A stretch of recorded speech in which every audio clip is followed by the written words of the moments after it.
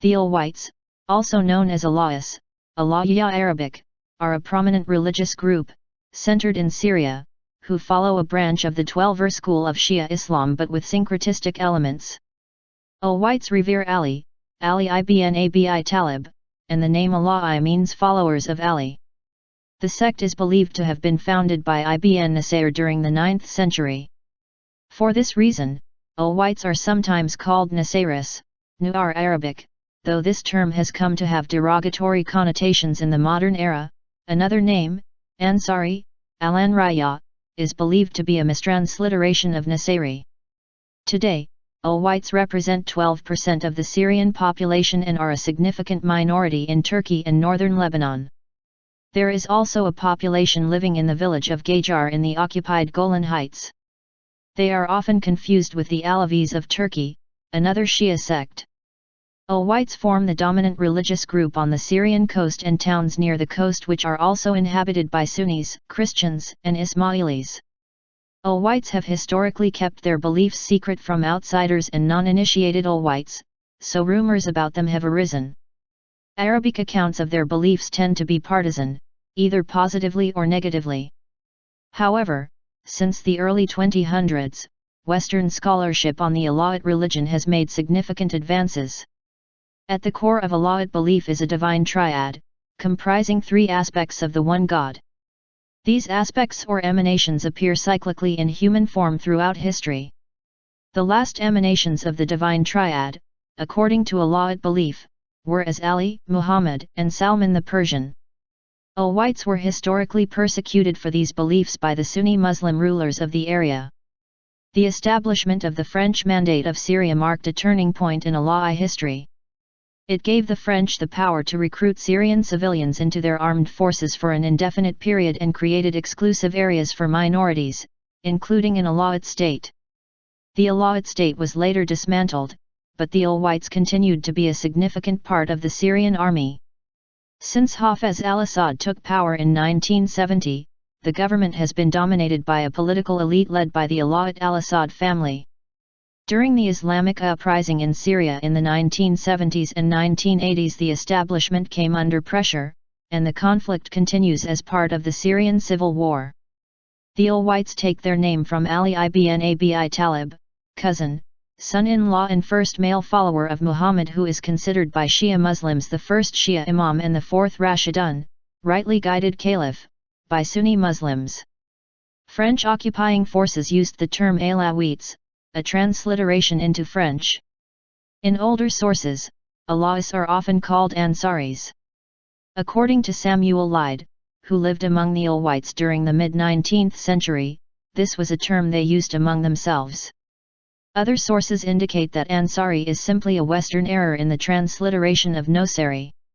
However, the term Nusayri had fallen out of currency by the 1920s, as a movement led by intellectuals within the community during the French Mandate sought to replace it with the modern term Alawi. They characterized the older name, which implied a separate ethnic and religious identity, as an invention of the sect's enemies, ostensibly favoring an emphasis on connection with mainstream Islam, particularly the Shia branch.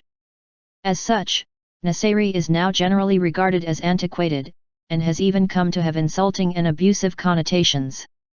The term is frequently employed as hate speech by Sunni fundamentalists fighting against Bashar al-Assad's government in the Syrian civil war, who use its emphasis on Ibn Nusayr in order to insinuate that Alawi beliefs are man-made and not divinely inspired.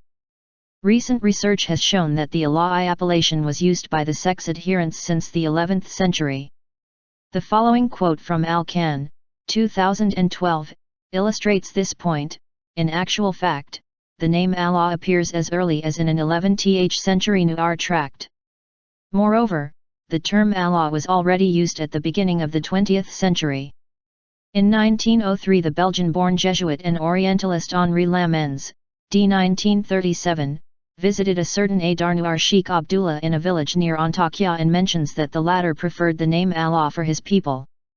Lastly, it is interesting to note that in the above-mentioned petitions of 1892 and 1909, the Nusayrs called themselves the Arab Allah people, Arab al-Fifsi, or al-Nusayr people, Ifatun al-Nuṣayrīyyah al-Alawīyyah, or signed with Allah people, Alevis of Turkey.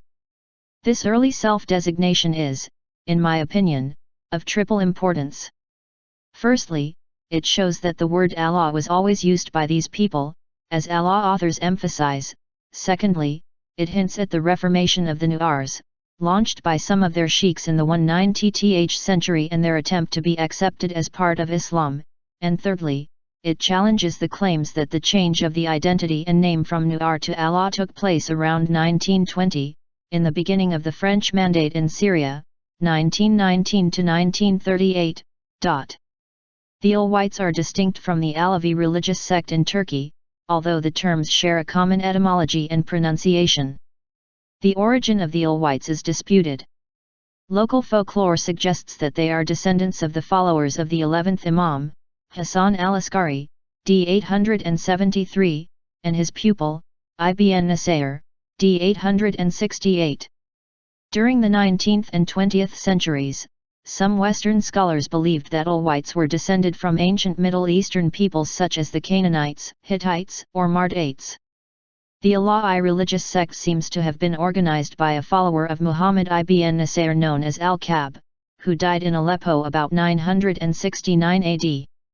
In 1032 al-Kab's grandson and pupil, al-Tabarani, moved to Latakia, then controlled by the Byzantine Empire. Al-Tabarani influenced the Alawite faith through his writings and by converting the rural population of the Syrian coastal mountain range. According to Bar Hebraeus, many Alawites were killed when the Crusaders initially entered Syria in 1097, however, they tolerated them when they concluded they were not a truly Islamic sect. Two prominent Alawite leaders in the following centuries, credited with uplifting the group, were Sheikhs al-Makshun, d. 1220, and al-Tubani, d. 1300, both originally from Mount Sinjar in modern Iraq. In the 14th century, the Alawites were forced by Mamluk ruler Bibars to build mosques in their settlements, to which they responded with token gestures described by the famous Muslim traveller Ibn Battuta. During the reign of Selim I, of the Ottoman Empire, the Alawites would again experience significant persecution. Ottoman Empire. The Ottoman Empire oppressed the Alawites, attempting to convert them to Sunni Islam. The Alawis rose up against the Ottomans on several occasions, and maintained their autonomy in their mountains. In his book, 7 Pillars of Wisdom, T. E. Lawrence wrote, "The sect, vital in itself, was clannish in feeling and politics. One Nusayri would not betray another, and would hardly not betray an unbeliever. Their villages lay in patches down the main hills to the Tripoli Gap. They spoke Arabic, but had lived there since the beginning of Greek letters in Syria. Usually they stood aside from affairs, and left the Turkish government alone in hope of reciprocity. During the 18th century, the Ottomans employed a number of Alawite leaders as tax collectors under the iltizam system. Between 1809 and 1813, Mustafa Aga Barber, the governor of Tripoli, attacked the Qalbaya Alawites with marked savagery. Some Alawites supported Ottoman involvement in the Egyptian-Ottoman Wars of 1831-1833 and 1839-1841, and had careers in the Ottoman army or as Ottoman governors. By the mid-19th century, the Alawite people, customs, and way of life were described by Samuel Lyde, an English missionary among them, as suffering from nothing except a gloomy plight. Early in the 20th century the mainly Sunni Ottoman leaders were bankrupt and losing the political power, and the Alawites were poor peasants. Alawites were not allowed to testify in court until after World War I and the dissolution of the Ottoman Empire. After the end of World War I and the fall of the Ottoman Empire, Syria and Lebanon were placed by the League of Nations under the French Mandate for Syria and the Lebanon. On December 15, 1918, Alawite leader Saleh al-Ali called for a meeting of Alawite leaders in the town of Sheikh Badr, urging them to revolt and expel the French from Syria. When French authorities heard about the meeting, they sent a force to arrest Saleh al-Ali. He and his men ambushed and defeated the French forces at Sheikh Badr, inflicting more than 35 casualties. After this victory, al-Ali began organizing his Alawite rebels into a disciplined force, with its own general command and military ranks. The Sheikh Badr skirmish began the Syrian revolt of 1919. Al-Ali responded to French attacks by laying siege to, and occupying, Al-Qadmas, from which the French had conducted their military operations against him. In November, General Henri Gouraud mounted a campaign against Saleh al-Ali's forces in the Nusayriyyah mountains. His forces entered al-Ali's village of al-Sheikh Badr, arresting many Alawi leaders. However, al-Ali fled to the north. When a large French force overran his positions, he went underground. However, despite these instances of opposition, the Alawites greatly favored French rule and sought its continuation beyond the Mandate period. When the French began to occupy Syria in 1920, an Alawite state was created in the coastal and mountain country comprising most Alawite villages. The French justified this by citing differences between the backwards mountain people and the mainstream Sunnis. The division also intended to protect the Alawite people from more powerful majorities, such as the Sunnis. The French also created microstates, such as Greater Lebanon for the Maronite Christians and Jabal al-Druze for the Druze. Aleppo and Damascus were also separate states. Under the Mandate, many Alawite chieftains supported a separate Alawite nation, and tried to convert their autonomy into independence. The French encouraged Alawites to join their military forces, in part to provide a counterweight to the Sunni majority, which was more hostile to their rule. According to a 1935 letter by the French Minister of War, the French considered the Alawites and the Druze the only warlike races in the Mandate territories. The region was home to a mostly rural, heterogeneous population. The landowning families and 80% of the population of the port city of Latakia were Sunni Muslim. However, in rural areas 62% of the population were Alawite peasants. There was considerable Alawite separatist sentiment in the region, evidenced by a 1936 letter signed by 80 Alawi leaders addressed to the French Prime Minister, which said that the Alawite people rejected attachment to Syria and wished to stay under French protection. Among the signatories was Sulayman Ali al-Assad, father of Hafez al-Assad. Even during this time of increased Alawite rights, the situation was still so bad for the group that many females had to leave their homes to work for urban Sunnis, many becoming mistresses to their employers, which is why it was estimated that 25% of all Alawite children in the 1930s and 40s had Sunni fathers. In May 1930, the Alawite state was renamed the Government of Latakia in one of the few concessions by the French to Arab nationalists before 1936. Nevertheless, on December 3, 1936, the Alawite state was reincorporated into Syria as a concession by the French to the nationalist bloc, the party in power in the semi-autonomous Syrian government. The law went into effect in 1937.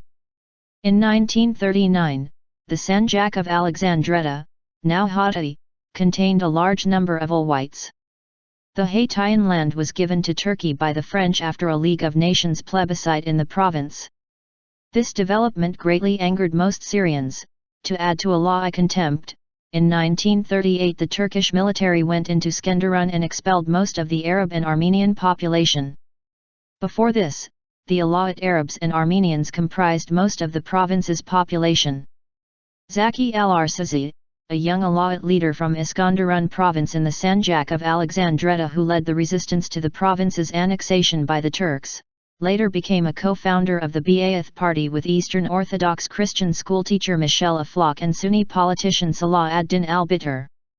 After World War II, Sulayman al-Murshid played a major role in uniting the Alawite province with Syria.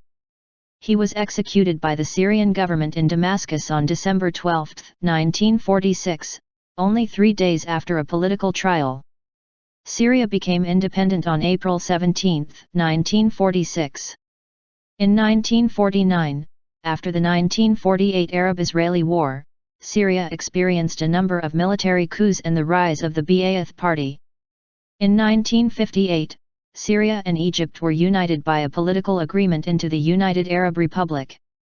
The UAR lasted for 3 years, breaking apart in 1961 when a group of army officers seized power and declared Syria independent. A succession of coups ensued until, in 1963, a secretive military committee, including Alawite officers Hafez al-Assad and Salah Jadid, helped the Ba'ath Party seize power. In 1966, Alawite-affiliated military officers successfully rebelled and expelled the Ba'ath Party Old Guard followers of Greek Orthodox Christian Michel Aflaq and Sunni Muslim Salah ad-Din al-Bitar, calling Zaki al-Arsaza the Socrates of the reconstituted Ba'ath Party.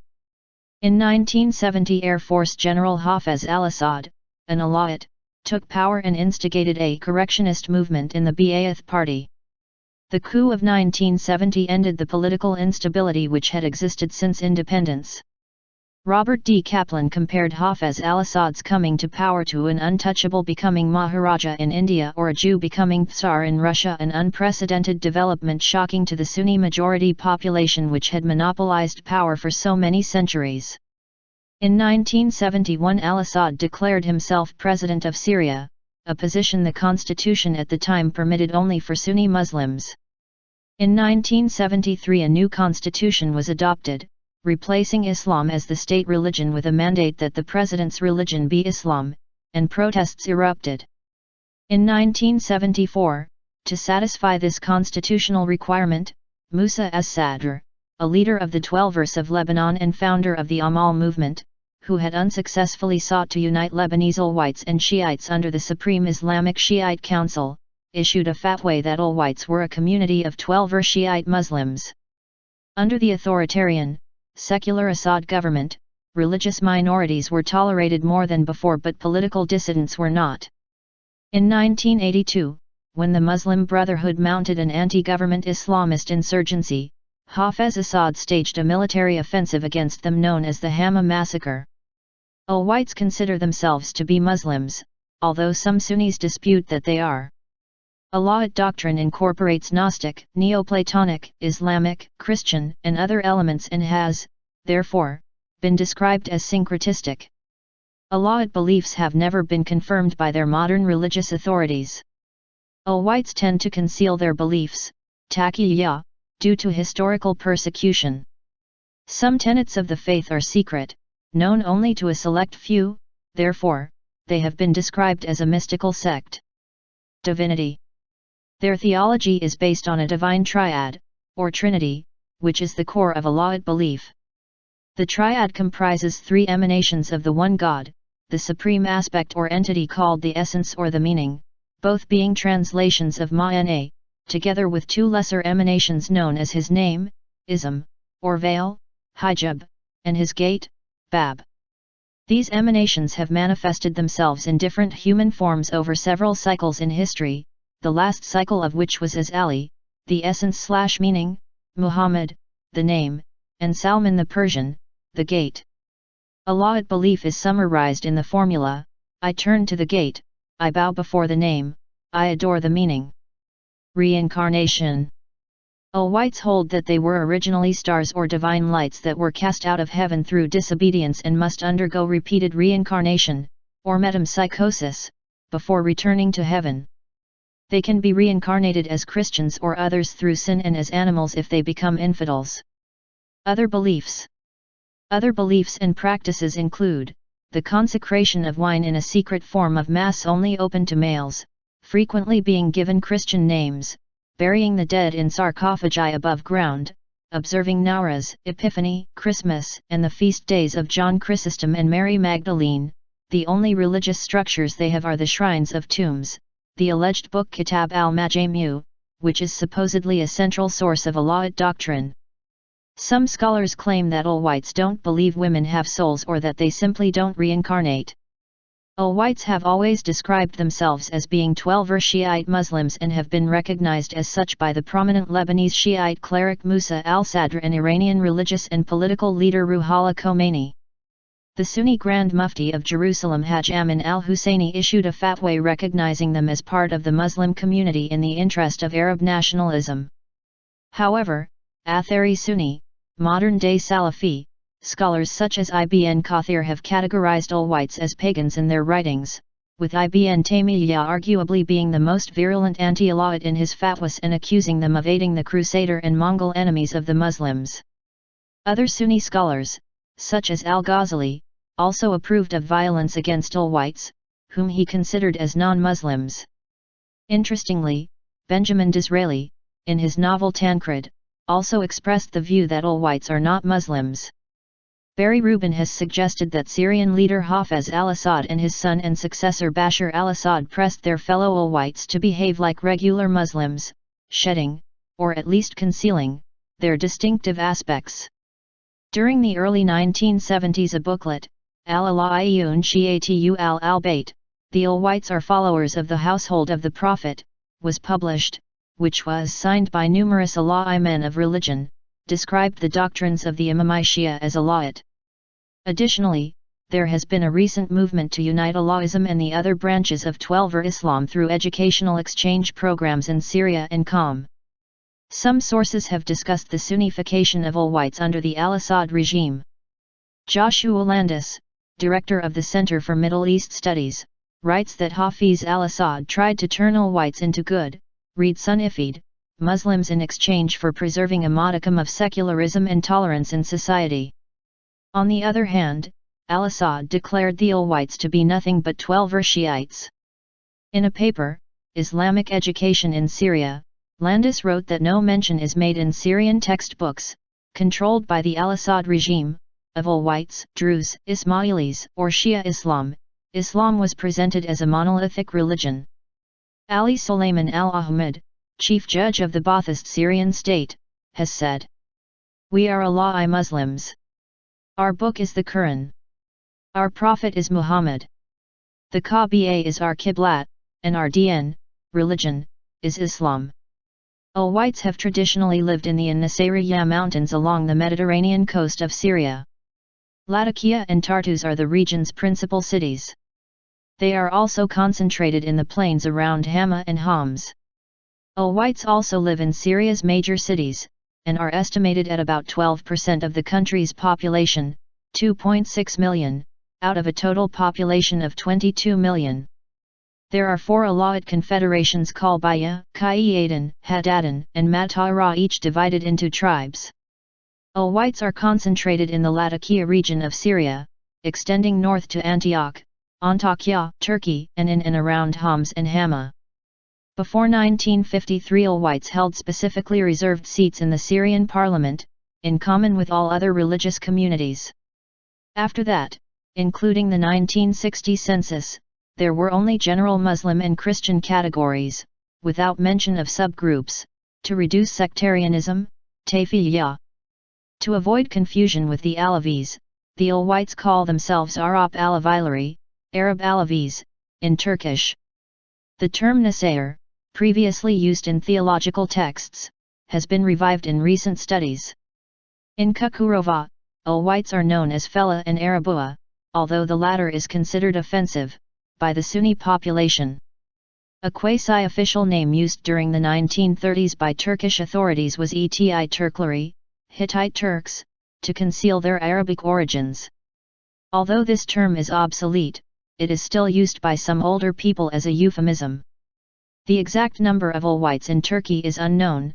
There were 185,000 in 1970, suggesting about 400,000 in 2009. As Muslims, they are not recorded separately from Sunnis. In the 1965 census, the last Turkish census where informants were asked their mother tongue, 180,000 people in the 3 provinces declared their mother tongue as Arabic. However, Arabic-speaking Sunnis and Christians were also included in this figure.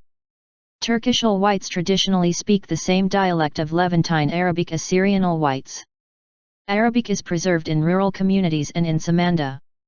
Younger people in the cities of Çukurova and Skenderun tend to speak Turkish. The Turkish spoken by Alawites is distinguished by its accents and vocabulary. Knowledge of the Arabic alphabet is confined to religious leaders and men who have worked or studied in Arab countries. Alawites demonstrate considerable social mobility. Until the 1960s, they were bound to Sunni agas, landholders, around Antakya and were poor. Alawites are prominent in the sectors of transportation and commerce, and a large, professional middle class has emerged. Male exogamy has increased, particularly by those who attend universities or live in other parts of Turkey. These marriages are tolerated, however, female exogamy, as in other patrilineal groups, is discouraged.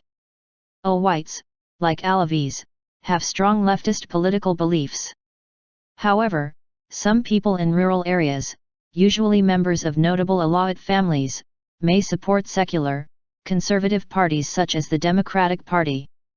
Most Alawites feel oppressed by the policies of the Presidency of Religious Affairs in Turkey, Diyanetleri Bakanı.